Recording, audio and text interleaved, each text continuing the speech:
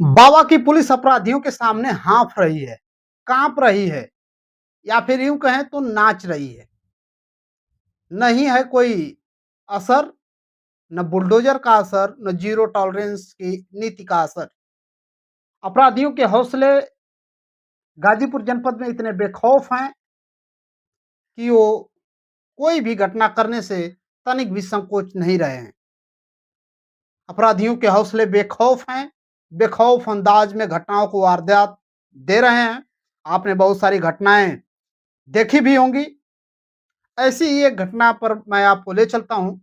हमारे पास उसकी FIR copy भी है, मैं स्क्रीन पर लगा दूँगा, आप उसको देख लेना।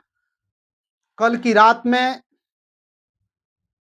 मनिहारी विकासखंड के बसिला ग्राम सभा में सुनील पाल, जो कि क्षेत्र पंचायत के सदस्य हैं बसिला से, उनके यहाँ लगातार यह तीसरी बार चोरी की घटना घटी है।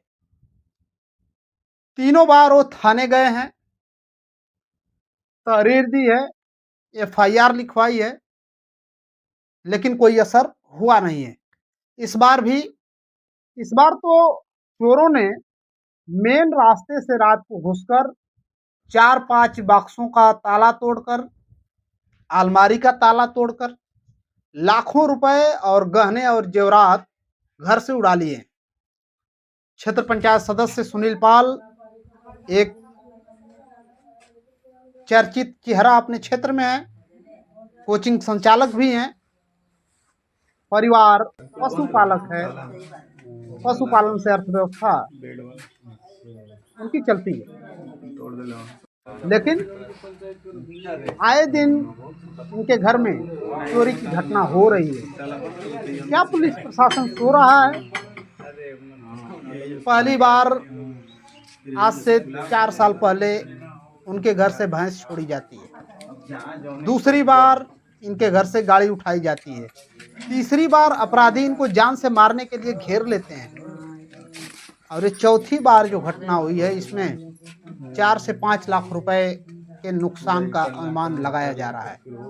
चोरों ने घर के मेन रास्ते से एंट्रेंस करते हुए, मेन एंट्रेंस से घुसते हुए अंगूठी, सिकड़ी, चैन, मंगलसूत्र और भी गहने और कुछ नकदी कैश, 1 लाख रुपए तक नकदी कैश इन्होंने रखा था, उसको भी चोर उड़ा ले गए। और यह तीसरी बार घटना है। और यह मनिहारी ब्लॉक के लिए काफी दुर्भाग्यपूर्ण है। सुनील पाल के यहाँ घटना के एक दिन पहले मनिहारी के राजभर बस्ती में भी इसी तर्ज पर चोरों ने डाका डाला और लाखों रुपए उड़ा ले गए। लेकिन वहां पहली बार था। और बसिला ग्राम सभा में सुनील पाल के यहाँ यह चौथी बार यूं कह लें तो चोरों ने डाका डाला है और उनको कामयाबी भी मिली है। और उनके इरादे इतने बेखौफ हैं, इतने मजबूत हैं कि वह तनिक भी डरते हुए नजर नहीं आ रहे हैं। बाबा लगातार मंचों से बोल रहे हैं कि अपराधियों ने प्रदेश छोड़ दिया है या फिर अंडरग्राउंड हो गए हैं, लेकिन कहीं उसका कोई असर दिख रहा है? क्या आपको लग रहा है? अभी गाजीपुर में होटल संचालक विनीत राय को जिस तरीके से अपराधियों ने बेखौफ तरीके से गोलियों से भून दिया था, प्रशासन के काम करने के तरीके पर सवाल उठ रहे हैं।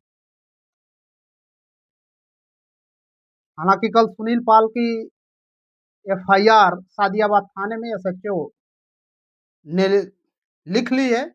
161/26 161/26 एफआईआर संख्या में इनकी एफआईआर लिखी जा चुकी है। हालांकि चोर हैं, अज्ञात में ही एफआईआर को लिखा गया है। एसएचओ ने कहा है कि हम जल्द ही इस घटना का पर्दाफाश करेंगे।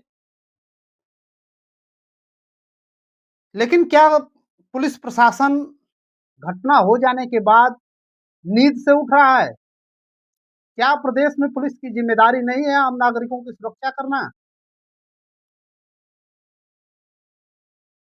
सुनील जी से हमारी बातचीत के दौरान उन्होंने बताया कि हंसराजपुर के चौकी इंचार्ज चोरी के घटना के बाद जब पहुँचे, तो उनके बात का लहज़ा कुछ इस तरीके से था कि चोरी हो गई, हम क्या करें? आप अपनी सुरक्षा क्यों नहीं कर रहे हैं? आम जनता के टैक्स के पैसे से पुलिस तनख्वाह लेती है और पुलिस की ज़िम्मेदारी है कि वह आम जनता के जान-माल की रक्षा करना उनका काम है। लॉ एंड ऑर्डर को मेंटेन करना उनका काम है। आप इस तरीके से कैसे मुकर सकते हैं कि आप अपनी सुरक्षा स्वयं करें? सुदूर गाँव में रहने वाले लोग अपनी सुरक्षा में क्या 2-4 सिक्योरिटी या फिर 2-4 बाउंसर द्वार पर बैठा के रखें, तब उनकी सुरक्षा होगी? या फिर कानून का राज स्थापित करने की बात कहने वाली यह सरकार आम नागरिकों को सुरक्षा मुहैया कराएगी? या फिर ऐसे ही चोरी की घटनाएँ लगातार होती रहेंगी? ऐसे ही हत्याकांड लगातार होते रहेंगे? सरकार सोई हुई है? सरकार के अधिकारी, पुलिस महकमा ऐसे सब मामलों पर संज्ञान जब घटना हो जा रही है तब क्यों ले रहा है? इसके पहले क्या वह नींद में सोया हुआ है?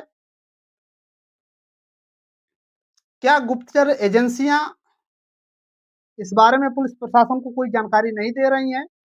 बड़ा सवाल है। और ऐसी घटनाएँ एक ही घर में 3 से 4 बार घटना, यह कहीं न कहीं काफ़ी दुर्भाग्यपूर्ण है। कल मैंने स्थल निरीक्षण भी किया था, मैंने एक छोटा-सा क्लिप फ़ेसबुक पर भी अपने डाला था कि किस तरीके से चोरों ने उड़ाया है, इसमें भी मैं क्लिप लगा दूँगा। 3 से 4 बक्से उनके घर में थे, अलमारी थी, बक्सों के भी ताले तोड़ दिए गए हैं, अलमारी के भी ताले तोड़ दिए गए हैं। मतलब कितने बेखौफ अंदाज में, कितने निडर हो गए हैं अपराधी। बाबा आपके डंडा का कोई असर नहीं है। ज़ीरो टॉलरेंस आप चिल्लाते रहिए। बुलडोज़र एक्शन आप चिल्लाते रहिए। आपका बुलडोज़र भी सेलेक्टिव अप्रोच के साथ ही चल रहा है। आपके बुलडोज़र पर भी हाईकोर्ट ने सख्त टिप्पणी की थी कि आप ऐसे कैसे बुलडोज़र चला सकते हैं? न्याय का मापदंड आपका क्या है? ये तमाम बड़े सवाल हैं। हालाँकि इस मामले में एफआईआर दर्ज हो गई है। अब देखना दिलचस्प है कि सादियाबाद थाने की पुलिस इस चोरी के मामले में कैसे पर्दाफ़ाश करती है। फिलहाल मैं हूँ दीपक पाल, आप देख रहे हैं हमारा यूट्यूब चैनल दीपक पाल ऑफ़िशियल। आप तमाम दर्शकों का इस वीडियो को पूरा देखने के लिए शुक्रिया और आपका इस पर क्या कहना है, आप नीचे कमेंट बॉक्स में ज़रूर बताएँ। नमस्कार।